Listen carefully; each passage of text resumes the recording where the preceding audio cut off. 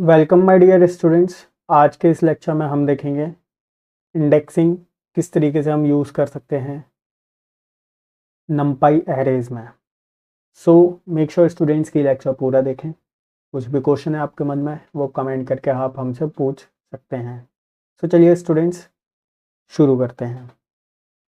यहाँ पर already code जो है वो हमारे पास है। सबसे पहले जो इंडेक्सिंग है वो हम एक वन डायमेंशनल एरे में इंडेक्सिंग चेक करेंगे। सो यहाँ पर एक एरे जो है वो मैंने क्रिएट कर लिया है कि डायमेंशन जो है वो मैं आपको चेक करा दूं।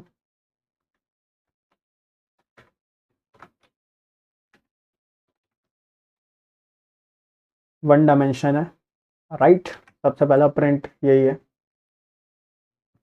तो इसको कमेंट बना देते हैं अभी के लिए।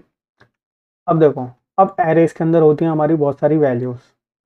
अब किसी पर्टिकुलर वैल्यू को एक्सेस करना है तो आप क्या करोगे? सपोज करो 8 को प्रिंट करना है, सिर्फ 8 की ज़रूरत है। क्या करेंगे?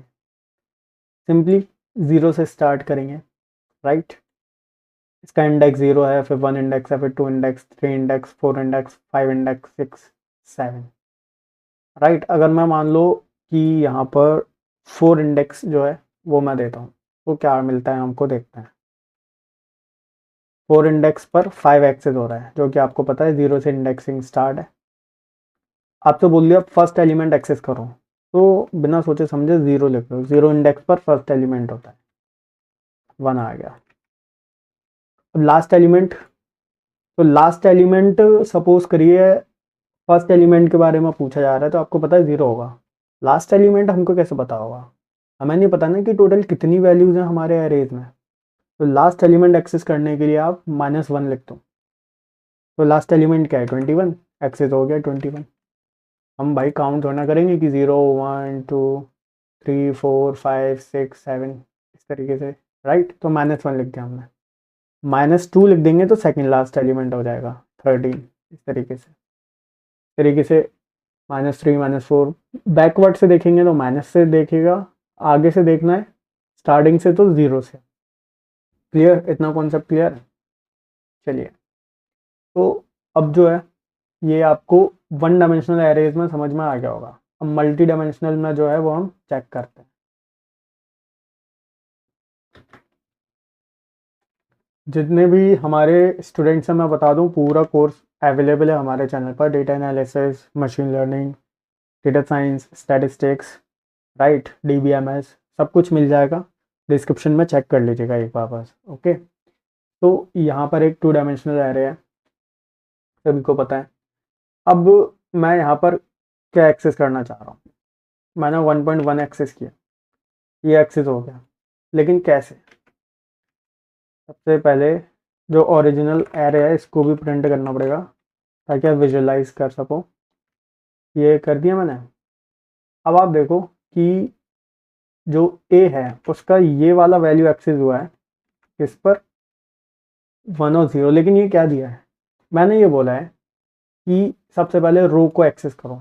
रो कौन सी बोली है मैंने? 1 वाली, ठीक है। तो ये एक्सेस हो गई रो। अब मैंने इस रो में कौन सी वैल्यू चाहिए? मैंने बोल दिया कि 0 वाली, 0 इंडेक्स पर।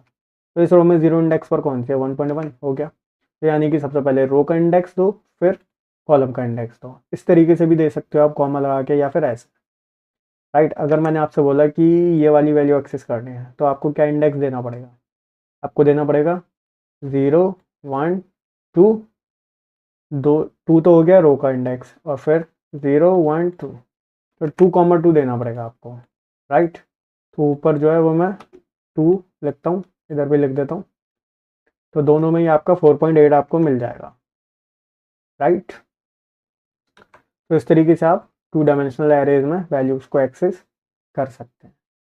ठीक है स्टूडेंट्स, आई होप आपको अच्छे से समझ में आया होगा कॉन्सेप्ट। कुछ भी आपको क्वेश्चन करना है तो वो आप हमसे कर सकते हैं कमेंट सेक्शन में। और रेगुलरली हम आपके लिए न्यू न्यू लेक्चर्स लेकर आ रहे हैं, बहुत ही अच्छी अच्छी चीज़ें लेकर आ रहे हैं।